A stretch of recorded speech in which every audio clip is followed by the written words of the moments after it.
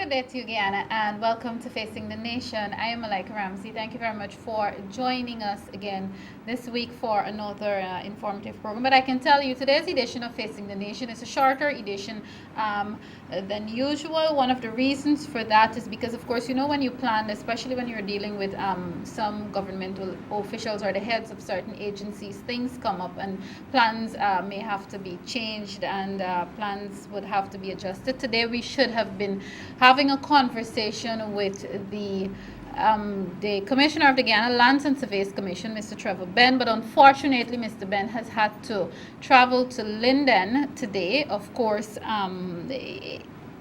to support the mobile government and the mobile government outreaches, those activities that continue to bring relief to our people all across our nation. Of course, in addition to the commissioner, of course, a little later on I'll tell you some more about today's outreach in Linden. But in addition to that, I had also planned to have a conversation with, and of course, this person is in studio with me, little Miss Mekyla Belgrave. Now, for those of you who keep in touch with what's happening in society, you would have probably seen some conversations, some interviews, seen and heard some conversations with Mekyla Belgrave over the past week or over the past 2 weeks, or you would have heard about her on the radio.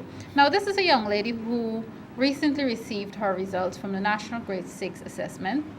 She continues to do well despite her challenges. Of course, this little miss is visually impaired, and she's not letting that stop her from achieving her goals. I have herself and her mom on today's Facing the Nation. Her mom, of course, is Miss Celeste Belgrave. So welcome to you both, Celeste Belgrave and Mekyla Belgrave. It's a pleasure to have both of you today. Thank you. Okay. All right, Michaela, congratulations on your National Grade 6 assessment grades, and congratulations on thriving and triumphing despite the challenges and the odds. How are you feeling now? Happy. You're happy, all right.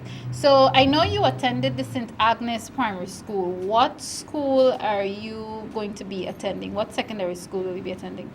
St. Joseph High. Oh, you're going to... Well, we're actually waiting on the ministry to enroll me in that school.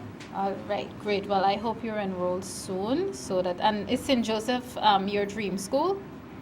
No, actually, Queen's College was my dream school. Okay, all right. But we understand that even though that was, we can change dreams as we go along too. So St. Joseph's could probably become it eventually, isn't it?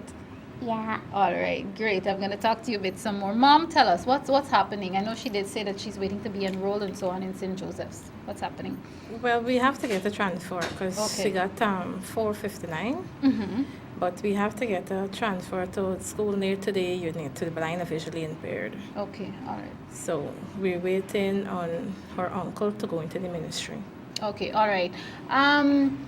She has completed one phase of her life, of course, primary school, and I know in primary school there are also lots of challenges. How was that for you as a mother dealing with a child who is visually impaired? How did you deal with the challenges?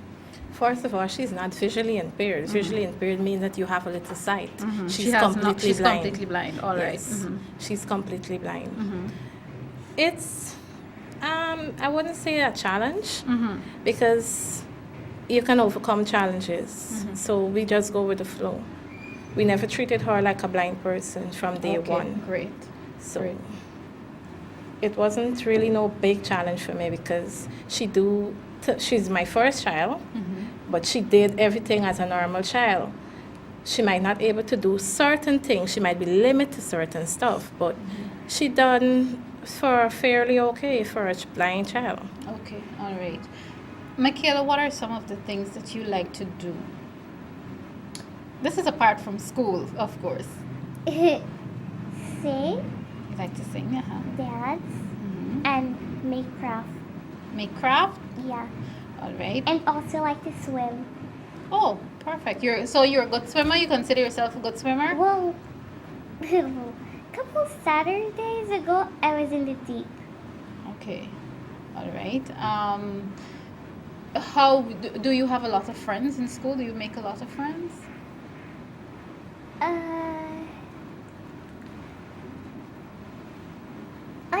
some. friends with people that don't really have friends. Okay. Because most children don't really want to be my friend. They don't want to be your friend? Well, that's unfortunate because you seem to be a very nice young lady.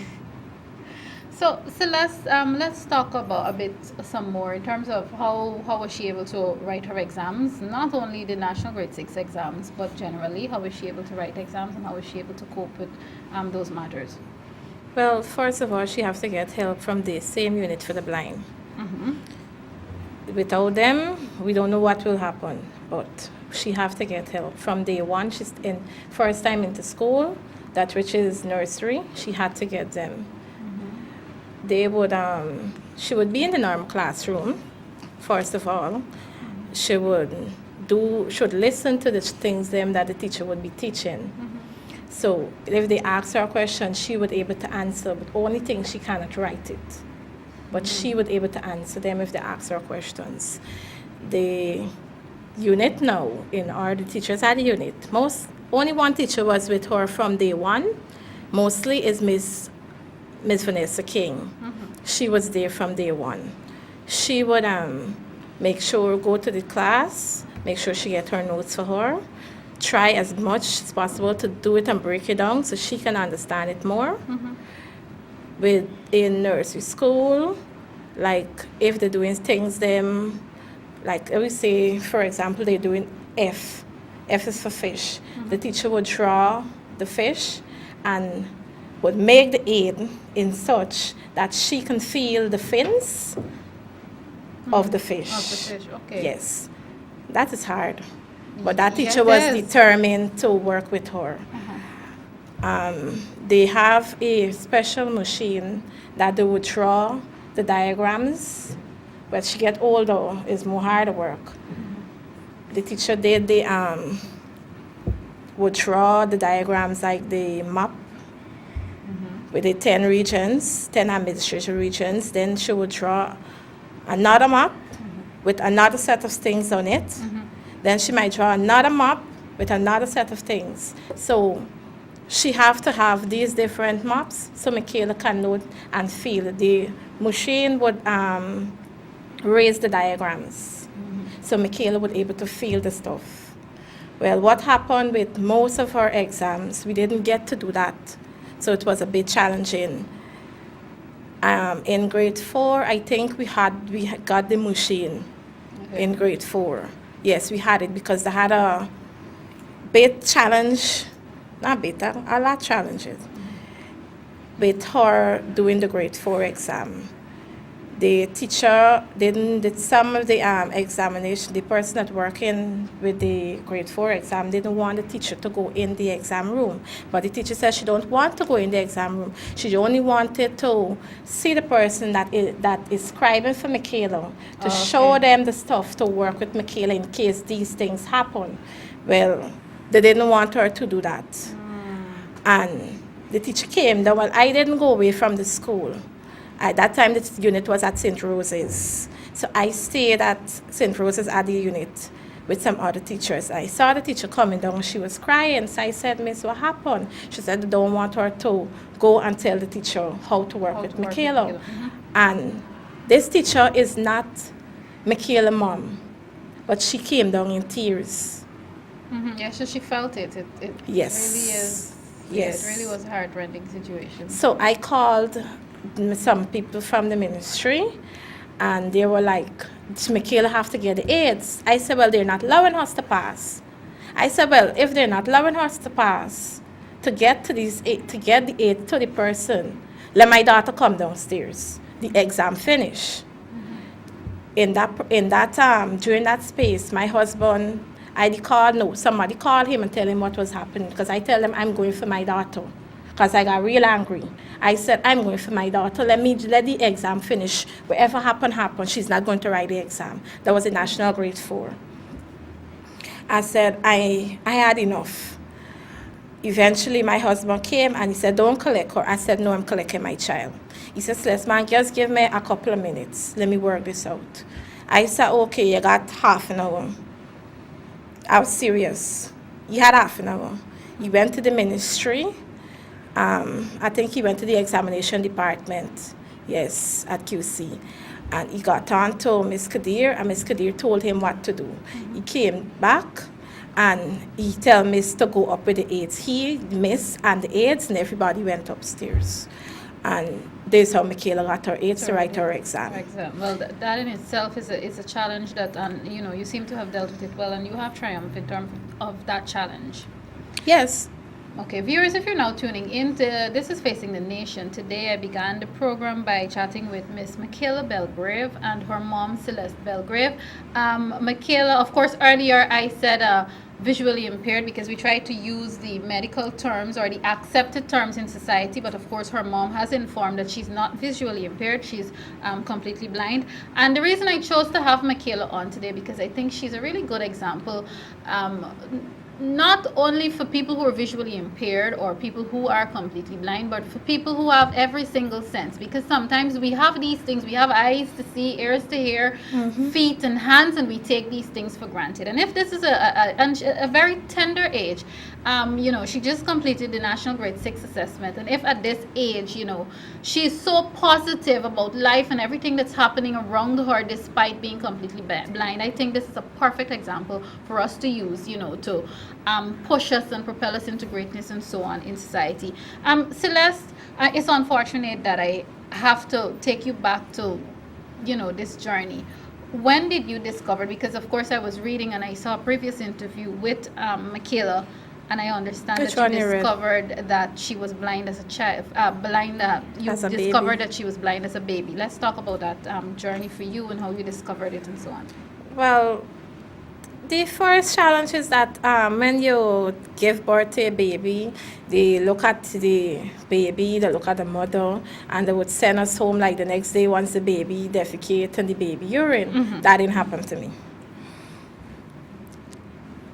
I spent 5 days, I could remember, in Georgetown Hospital.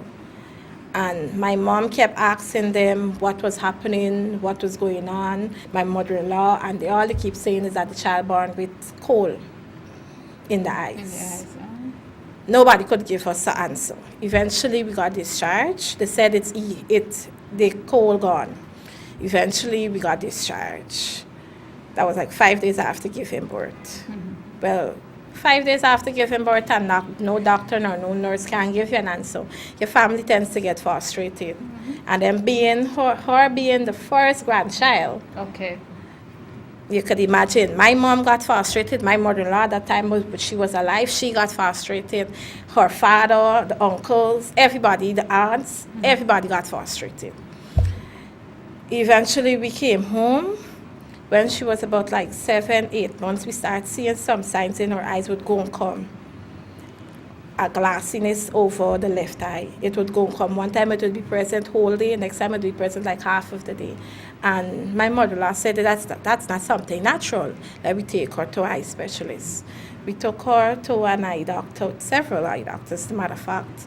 And none of them couldn't see. One of them said the baby, she's a baby, obviously she not settled. Baby not settling. One of the doctor could remember. He said the baby's not settling. He can't see what's wrong with the child. Eventually, we go to Dr. De Silva. And he's like, he never see what he's seeing in a child eye before. He said, go to Dr. Norton and see if Dr. Norton can help us. Eventually we went to Dr. Norton. And Dr. Norton told us, we went private clinic to Dr. Norton. And he told us to join the Georgetown clinic, the eye clinic. And we did. Eventually, he said we have to do a B scan. Okay. And we did that. When we did that, he said the tumor, you see it's something like a tumor. And we have to go to overseas to get treatment. Well, I don't think I remember anything else after tumor. To be honest, I don't even know how I reached home that day. Yeah, it would be hard for a mother. I don't know how I reached home that day. I cannot tell you how I reached home that day, but I meet home. Eventually, we had difficulties in getting her there. But eventually, we got through the help of Dr. Norton, Minister Waldo, and at the time her uncle, Sarah Belgrave. Okay. We got up there. When we got up there, the left eye, was already out of the socket. I was literally seeing the eye rested right here. I cried I don't think I could remember a try moment. I cried from day one to the end. And when we get there, eventually, the appointment was Tuesday. But when I reached there the Monday, I had to go to the appointment on the Monday because of how the eye was so severe. My friend husband, he took me, he said, man, this eye get worse. And I said, yeah. And he said, let me go to the hospital now. And he owned a Maxi at the time. And he took us. And when I went with Andel, he was like, he took us all over. Eventually, we go to the hospital. We get the doctor said to admit her. Then when he did another scan to see how far the cancer gone, when he did the scan said it was the left eye was over 90%. And he told us, he said he's going to take us to Port of Spain to do the surgery. We did the surgery in Port of Spain. The first surgery did in November, the other surgery did in December. And because when they did the first surgery, they test the other eyes, and they realized that it's over 60% chance of cancer, 60% cancer. So it didn't make sense keeping. So eventually we got it wrong. At that time, my husband, he came to Trinidad. He spent 2 weeks. He couldn't spend longer because at that time he was in Siriporto. And he had to go back to college. He had the exam around that same time. I don't know how he did the exam, but He did it, because you're strong people. So he had to. Eventually, he got it wrong and he did the exam. And so, but during that time, the doctor said he's not doing the right eye without his permission. So I had to call him. And he freaked out at that time because I had a hard time getting onto him when he heard the eyes, the right eye had to be removed too. I had to call my mom, which in order to call my mother-in-law, explain details, and she eventually explained to him that he have to give me the permission or we don't know what will happen to Michaela. Eventually he called me back. As a matter of fact, my mother-in-law called me back. And she said, do it. I said, but the doctor ain't giving me thing unless he hear from him. So she said, all right, take the phone to the doctor. And eventually he came on and he gave the permission. We got the permission and we did that. He said he'd have to follow up with 6 months chemotherapy. She had 6 courses of chemotherapy. wow. So we end up at Mount Hope Hospital to do that. She see plenty hospital. She sees. Okay, she went to a lot. Yeah. At that age, eventually we got it wrong and we went to Mount Hope and we did that. They started the chemotherapy. Okay. Well, I mean, it really is great, and I know the viewers are happy to hear this story from you. And again, not only Michaela but yourself, you're really a good example of persons to follow. Michaela, what would you like to do when you become an adult? What career? What are you thinking about getting involved in? I'd like to be a teacher Okay. for children with special needs. Wonderful. Yeah. All right. Any second choices if you're not able to do that? Any other thing that you love, that you have a love for? Celebrity. A celebrity. Okay. But you see, the thing is, Michaela, you're already considered that because so many persons are seeing you and hearing about you, and I can tell you right now, you are, as young as you are a role model. You're already a role model for many young persons out there, whether their challenge is visually impaired, whether they're completely blind, whether it is that they've lost a leg or a hand or a foot. You are a role model for them. So you can consider yourself in that category already. And anything that you believe that you can do, you can definitely do it. So, Michaela and Celeste, I want to thank you very much for coming on the program. I wish you all the best. I'll be following you to see what school did she get into? I trust that she gets her heart's desire, which is St. Joseph's. You see, we need a school near to the Near to unit. the, I understand. How So is there's it? the problem. How often does she have to go to the unit? Well, we wouldn't know until we see the timetable, whichever school she gets into, and then we would know, because I asked the teacher that would normally teach her, enforce the work, reinforce, I must say, reinforce the work with her. Okay. What will happen? She said, well, we're not stretching on the maths, but she still want to do the maths, but not in an exam or for Okay, but tests. so that she can just be practicing. Yeah, I Yes. want to learn. You want to learn it. Yeah, Okay. so like when I become a teacher, Uh-huh. I'll get to teach You'll children get to math. teach it. Perfect. Mm-hmm. But we wouldn't be looking at that as a main subject, because Okay. that in itself, at primary school, it was a challenge. Right, and as So as it will get more harder as the process go by. But we're looking at the timetable to see what will happen and what subjects she can do without being that challenge. So until we get into school, until we get to see the timetable, then we would know what and what she will be doing. But when I talked to Miss Vanessa said that we can do that, but we still got to work and see what school near the unit they will give us. Okay. Go ahead, Michaela. You want to say something? Yeah, I think I could really go St. Joseph because there's like the unit children. Mm-hmm. Some of them just go roses high, and they get less marks than I got. Oh, okay, right. So you think it is possible. I like your attitude. I like her positive attitude and her high spirit. Well, I am supporting you 100%, and I trust that you get your heart's desire. You Yes, deserve because it. normally they do send the children at Roses. At Roses. Yeah, but Okay. at that time, the unit was housed. Was housed there. So, well, I trust that, she can. And like I said, I'll be following this story. Thank you to both of you for being on Facing the Nation. It was a pleasure chatting with you. It was a pleasure for us too. Okay, good luck to you, Michaela. Thank you. You're welcome. Viewers, this is Facing the Nation. I'll take a break and then come right back with you, and we'll have more Facing the Nation. Stay tuned.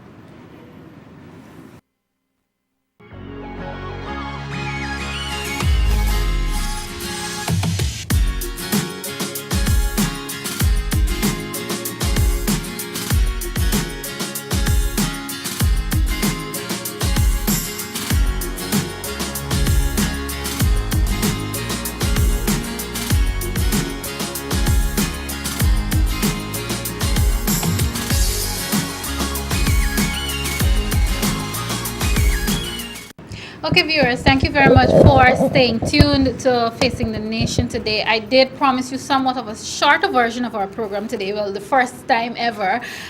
We're having a short version, of course, because of the cancellations and so on, but we'll talk about that a little later on. In my second conversation on the program this week, it is my pleasure to be talking to a young lady. She's here for the first time. Her mom has been here before, and of course, her family is really no stranger to the public. We're talking about conversations in clothing with Sonia Noel. I have on the program with me Mariska Jordan. She is the daughter of Sonia Noel. Of course, most of you would have heard before about Mariska's designs. Welcome to Facing the Nation, Mariska. Thank you very much for having me. All right, it's great to have you here for the first time, and I trust that you can be back again. Hopefully, Sonia decides, well, you know what? Let me just Let's push her some more. Let's talk about conversations in clothing. Yes. What is it about? Well, basically, she's having a sale. But it's much more than a sale. She wants you to come interact with her, see some of her older stuff, her newer stuff, get great discounts, have a little snack, something to drink, make it fun. In a sense, just socialize. Exactly. And meet new people and Exactly. so on. All right, where is it and what days and timings? Okay, it actually starts today. It's Queenstown, 178 Crown Street between Irvin and Peter Rose. It's really easy to find. When you turn off of Irvin, it's the third house on the left. It starts today until Monday. Okay. Yeah, from 5 o'clock today. 5 o'clock. What? I mean, I know you did say basically it is a sale, but much more than a sale. Yes. I know you're not Sonia, but what did you think prompt this at this time? Because she's bringing out her new collection. Oh, So yeah, so it's perfect. kind of getting rid of what's there and giving people a chance to get the best prices possible. Possible, Because okay. even if you order something now, you're still getting the sale price. Okay, all right, Yeah, great. And so- viewers, I think it's a good opportunity to take an advantage because we always try to celebrate our own people who do different things. Yes. Every time we hear Sonia Noel, we go ballistic. We say, oh yes, this is our very own fashion design. But then it's more than just talking about them. We have to try to support them in every way that we Always a can. good idea to support local. I'm 110% And for that. 10% local. Yes. All right, great. So which means you wear your mom's design. Yes, I Often. do. I mean, come on. Yeah, you have to. Is designing in the blood? No, it's not. Not for me. No. I said think that more so so, quickly. Uh-huh. more so for my sister than me. Yeah, the two of them are much alike in that sense, but no. Okay, you didn't pull anything, but I'm almost certain that you're better with a needle and thread than I am. Probably. I mean, I can kind of sew. I'm not gonna say yes, I can. I can do something, but Okay. But I don't know if you can reveal too much. And viewers, I must say, again, if you're now tuning into this conversation, we're talking with Sonia Noel's daughter. She's Mariska Jordan, and it's about the conversations and clothing with Sonia. Sonia could not be here today because she's a tad bit under the weather. And of course, remember, she's busy with all of these Yes. things that's happening. You did say the Friday the 15th, which is today, to Monday the 18th. Correct. I don't know how much more you can reveal, but I was reading earlier, she talked about the first events being in Guyana, and then there's some that's going to be overseas. Yes. Let's talk about that. Yes, that's what she's doing. The plan is, it's always good to start at home. So she's giving you guys basically the first of it. Yes, we got fresh. And she's leaving later the month to take this conversation clothing elsewhere. Yes, I know you're not a fashion designer, but as the daughter of a fashion designer and somebody who's into fashion, clearly, how far away you think Guyana is from getting fully out there and being able to compete with the rest of the world in terms of fashion? Not only with the designs of itself, but the whole topic, the whole idea of fashion in general. The thing is, I think we're definitely going somewhere. Okay. People, even guys, they're experimenting more from wearing pink to tight pants. Yes, I've noticed. I mean, they're being very fashionable. So I think we're much more forward now, and we still have a long way to go. Okay. But I think it's always nice. You see, when you're exposed, if we give our designers a chance to see somewhere else, get a little inspiration from, even if it's just regionally, or travel right in Guyana, because we have so much to offer. Yes, we Give do. them some more Yes. inspiration. So you support them. That way they can put their money back into the business. And I mean, it's a cycle. Okay, I like this idea. Before I let you go, quickly, I don't know if you can talk about maybe upcoming projects, if not, when it comes to Sonia Noel and fashion and so on. And just a reminder of this current event, Conversations in Clothing. Yes. Well, like you said, conversation and clothing is what we're really focused on right now for this weekend. After that, she's not going to be here because she's taking this elsewhere. But she's still based here. So for people that still want to come and order, you can still, I'll give you her contact number. It's 69. No. We'll find a way. I can tell you, if you're Sonia Noel is everywhere on Facebook, and you She's can everywhere. contact me for some of the information too. Yeah, so I mean, that's about it right Okay, now. right I mean, now. there's Fashion Week later, so that has her really busy. When is Fashion Week coming up? You're going to put me on the spot, Oh, but I'm going to say November. Okay, yeah, you're gonna go out on a Yeah, say November. Well, there are months to change the time, Yeah. the month, and the date, if anything. But I know Guyana is looking forward to, because Sonia has really served, not only served Guyana, but really put Guyana on the map over the past years, the last decades or so. So we look forward to more from her. And I'd like to say to you, congratulations, so that you can pass it on to her. No problem. All right, it's great having you. It on was a Facing the Nation. pleasure. Okay, wonderful. Viewers, I'll take a quick break. And of course, I did say today is a short version, so when I come back, I'll begin to wrap up today's program. Stay with Facing the Nation.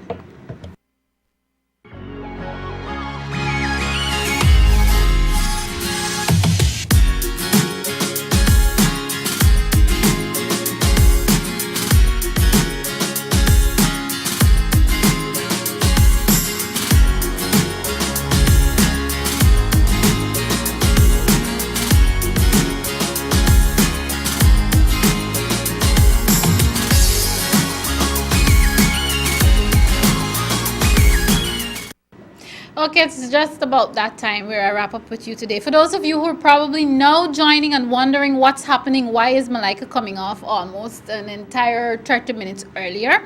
It is because I had somewhat of a last minute cancellation. Some of you would have known that I did tell you, I think last week I told you that this week the intention was to be chatting with the Commissioner of the Ghana Lands and Surveys Commission, Mr. Trevor Ben. Unfortunately, Mr. Ben was not able to make it to the program today because he had to travel to Linden, where the mobile government is heading. Well, not heading, they're already in Linden, where the mobile government is off to this weekend. Well, this weekend meaning today, and some government ministers are going to be in other parts of Region 10 tomorrow. But the main activity is today, and of course, just to remind those of you who tend to forget what the mobile government is, it's basically about smaller parts or smaller sections of various government ministries going to various parts of the country to listen to people, take their complaints and so on. One of the reasons they began this initiative and continue to do it is because sometimes people complain. We're still a developing country, unfortunately, where some of the things that we have in Georgetown, which is central in Region 4, we don't necessarily have them. The access is not there in the faraway regions, in the faraway communities. So people complain that, I want to see a government minister, I want to talk to this government minister, or at least a representative of a ministry, and I can't do it because I'm so far, and then I have to spend so much money to come into Region 4, and then when I do that, it doesn't guarantee me that I'm going to be able to speak to a government minister or a government official. So what the government has decided to do, and of course it's mainly hosted by the Ministry of the Presidency, and of course the subject minister for the Ministry of the Presidency is the Minister of State, Joseph Harmon. What they have decided to do is to take smaller parts of some of these ministries, so the teams really are big, but smaller parts of some of these ministries to various regions. Thus far I can tell you, obviously the initiative began in 2015 after the APNU AFC would have won the elections. I also must remind you that often the first vice president and the prime minister, the Honorable Moses Nagamotu, is often a part of these trips that we're calling the mobile government. Thus far, the mobile government has gone to Essequibo, Barbies. We had one right here in Georgetown that would have been on the Square of the Revolution back in 2015. I think it was November, December of 2015. So the mobile government has also gone to Lethem. So today they are in Linden. So those of you who are wondering when it's happening for you, have no fear.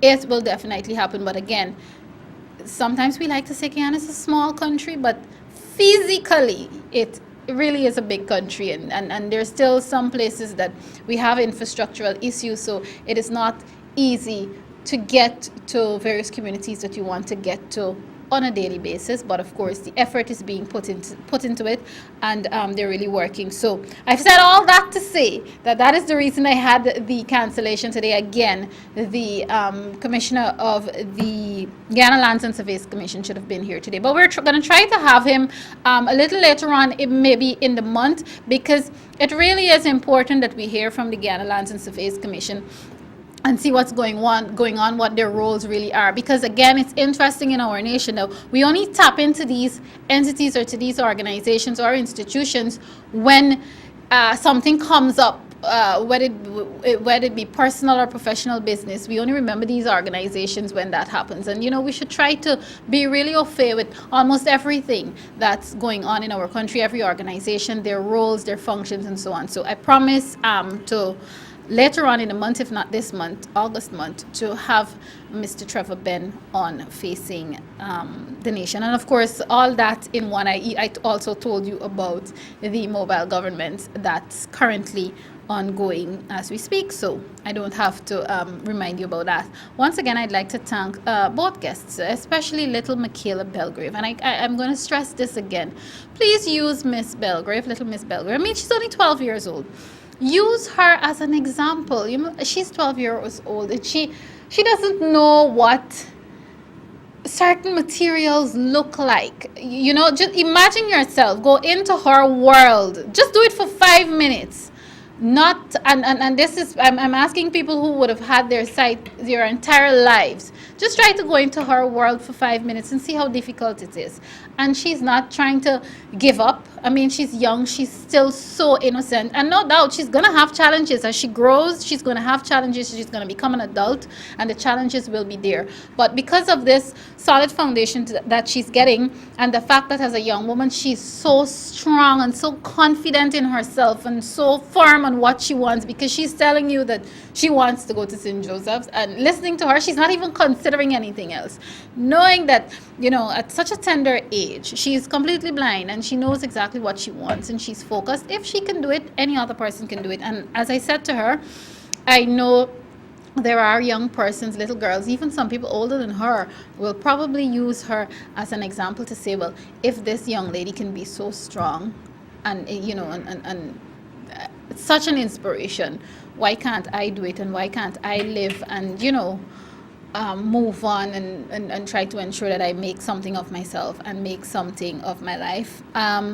On the note of Mekyla Belgrave, I'd like to take this opportunity to say congratulations to all of those young persons who wrote the National Grade 6 assessment. Not only the ones who did well, who would have came out with the top schools, but the ones who wrote the National Grade 6 assessment. I was reading an article, it's an old article actually, I think it was written in 2014. A young lady decided to write an article and feature the young students who did not get top schools, what we call top schools in Guyana.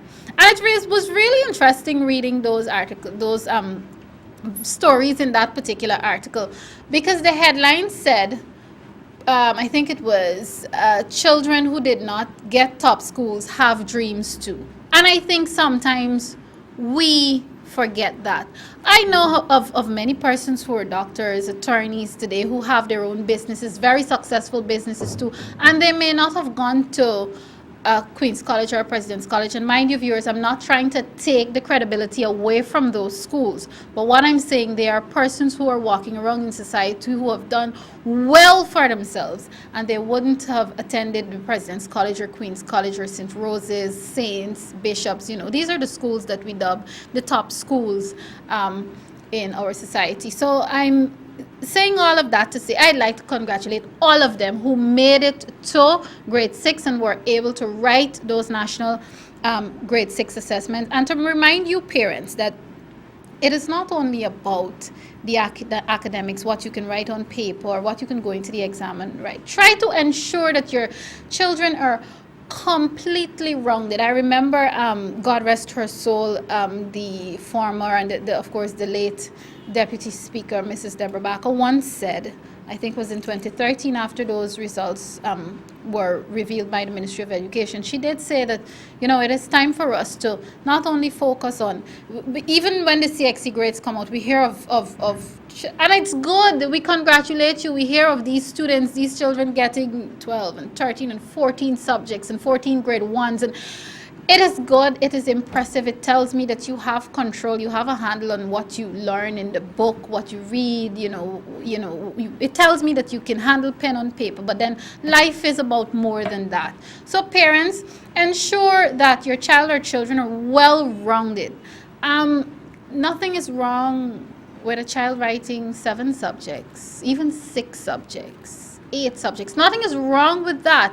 You have to try to get a skill and build on it. It's not only about pen and paper. Life is really, there are lots of twists and turns in life, and the world is really, really big. And I mean big in every sense of the word. So it is not only about focusing on just the academics. So on that note, again, congratulations to all those students who wrote the National Grade 6 assessment and who would have received your results. I trust that whatever schools you got, you will ensure that you perform the best and be the best that you can be at those schools. Embrace it. You got whatever it is that you work for. If you feel that, and this goes to parents too, if you feel that you need to work a little harder, put in extra work to do better. If you feel that you can do better and you have not done enough, you have the choice to make to do that. But congratulations to all of them who made it to the grade 6 and who would have written the national grade 6 assessment. And I trust that come September, you'll be ready and focused to start this new chapter in your life, just like my earlier guest, Mekyla Belgrave. Well, that's all I'm going to talk to you about for today. Unfortunately, I am going to leave you again. We apologize for the shorter version of Facing the Nation, but you know, these things do happen. But we want to encourage you to tune in next week. I am Malika Ramsey, encouraging you to be good, kindly citizens. Take care of yourselves, take care of each other, and of course, be safe on our roadways. Goodbye.